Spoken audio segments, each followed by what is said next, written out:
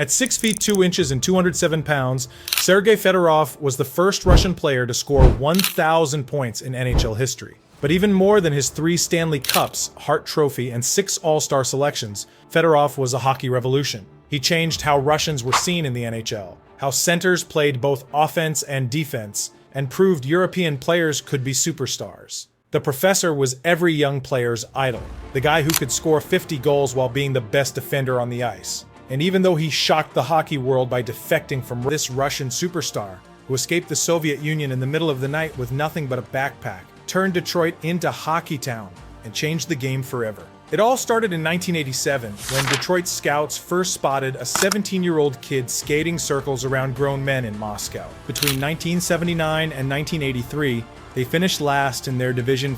Only 2,000 people showed up in an arena that could hold 20,000. The team was so desperate for talent that they signed a 42-year-old Gordie Howe to play with his sons. But the 1989-90 season was rock bottom.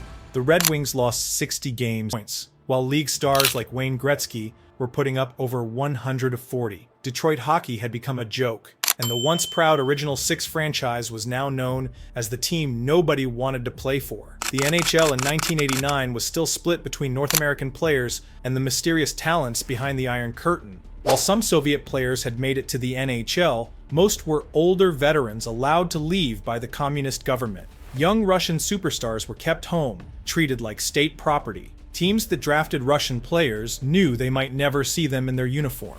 But the Red Wings' European scout, Krister Rockstrom, had spotted something special in Moscow. A teenager named Sergei Fedorov, who could skate faster backward than most players could forward. In the 1989 draft, with the 74th pick, Detroit took a chance on Fedorov, even though he was playing for the Soviet Red Army team. The pick seemed pointless to most. No young Soviet star had ever left for the NHL, but the Red Wings had a secret plan.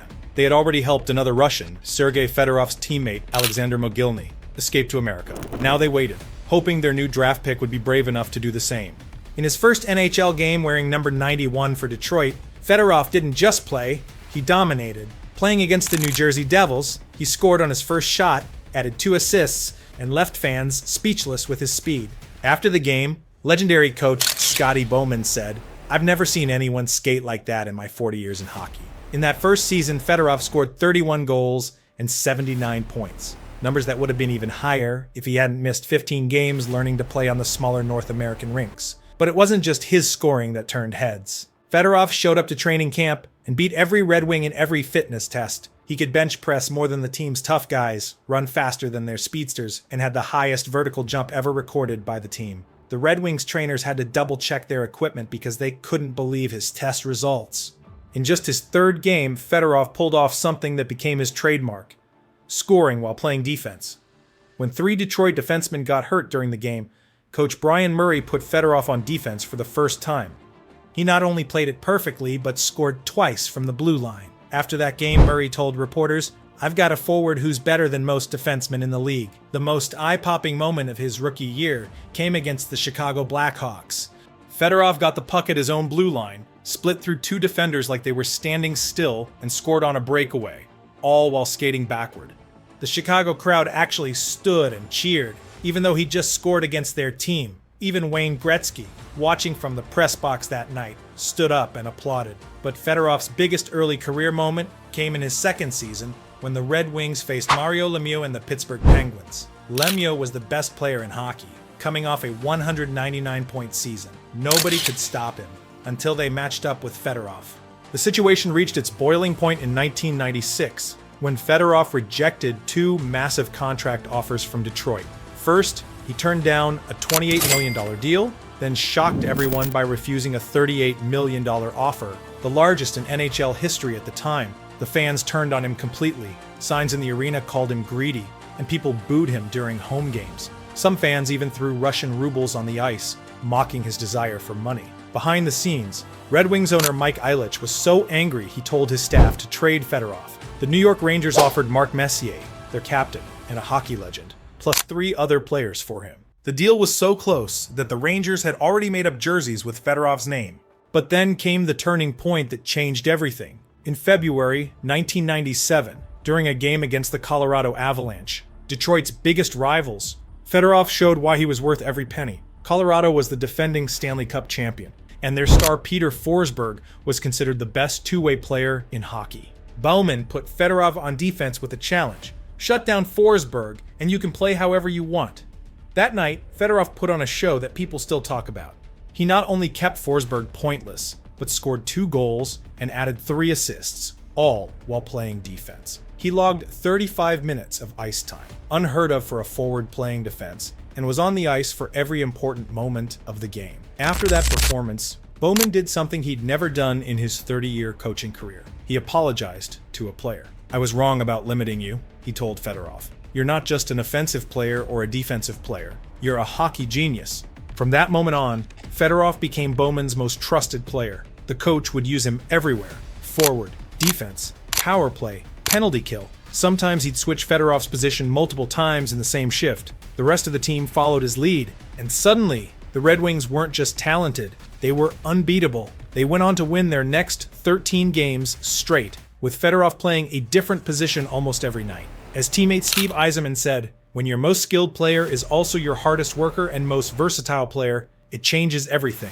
Sergei made us all better by showing us what was possible. The 1997-98 season saw Fedorov transform into something the NHL had never seen before. Playing both forward and defense, sometimes in the same period, he put up 63 goals while leading the team in defensive stats. Even Wayne Gretzky said, "He's not playing hockey anymore, he's playing chess while everyone else is playing checkers." In February, he scored 5 goals in one game against the Washington Capitals while playing 3 different positions. In March, he played 10 straight games as a defenseman and was still named the NHL's Player of the Month as a forward. But the real test came in the playoffs. The Red Wings faced the Phoenix Coyotes in the first round, and their star player Keith Tuchuk promised to make the Russian dance. Instead, Fedorov shut him down completely and scored 7 points in a 4-game sweep. In Game 3, he played 32 straight minutes without a rest, the longest shift in NHL playoff history. When asked about making Fedorov dance, Tuchuk just shook his head and said, "You can't make a ghost dance, you can't even catch him." In the second round against the St. Louis Blues, Detroit lost their top 2 defensemen to injuries. Bowman turned to Fedorov, who played defense for entire games while still leading the team in scoring. He was on the ice for 40 minutes each night, almost double what a normal player would play. In Game 6, he blocked 8 shots, had 3 assists, and scored the winning goal in overtime. After that game, Blues' star Brett Hull said, "It's like playing against 2 different players, except they're both better than everyone else." The conference finals against Dallas brought the biggest challenge. The Stars had the best defensive team in NHL history, allowing only 168 goals all season.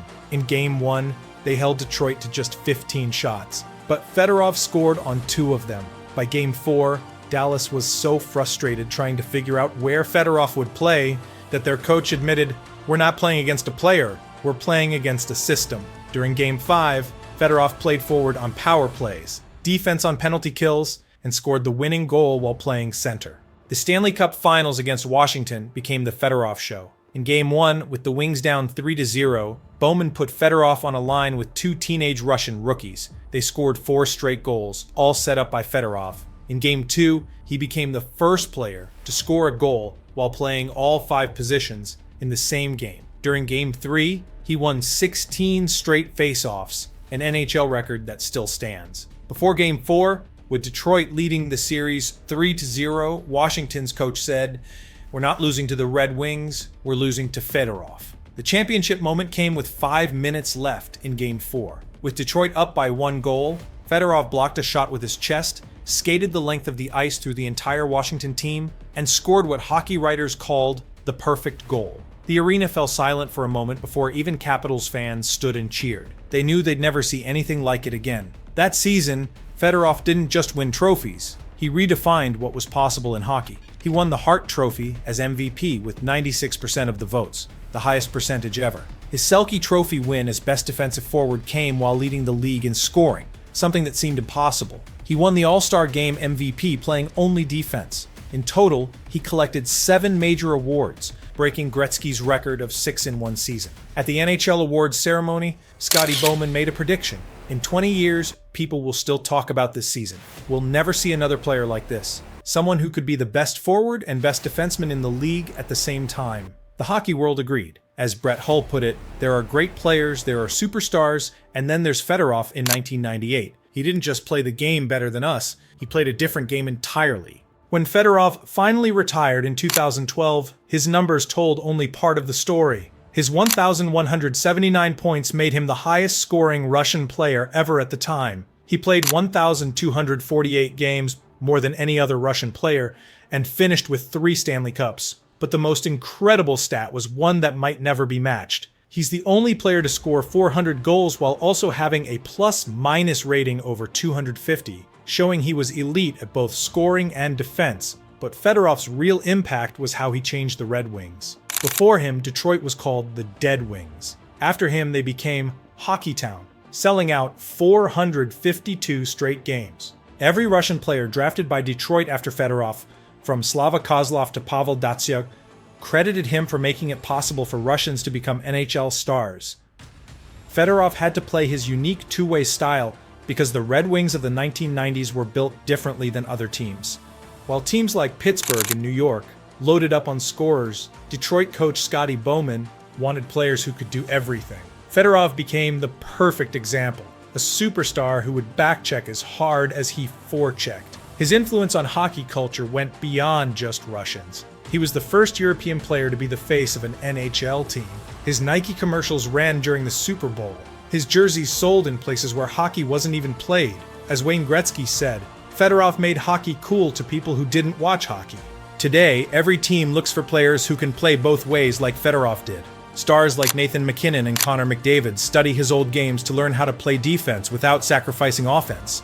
Modern coaches show their players clips of Fedorov to teach them that even superstars have to play defense. When the NHL named its 100 greatest players, Fedorov made the list, the only player chosen who was known equally for offense and defense. The biggest proof of Fedorov's impact is how today's players describe their style. When someone says a player is Fedorov-like, everyone knows what it means. Someone who can do it all. As Pittsburgh's Sidney Crosby put it, people ask who I modeled my game after. I always say Fedorov. He showed us that the best offensive players can also be the best defensive players. He changed what we thought was possible in hockey. Thanks for watching. If this video about Sergei Fedorov showed you anything, it's that sometimes the most talented players aren't just about scoring goals. They're about changing the entire game. My favorite part was breaking down that incredible 1998 season when Fedorov was literally playing every position on the ice and dominating all of them. If you enjoyed learning about one of hockey's most complete players ever, don't forget to hit that like button and subscribe for more stories about NHL legends.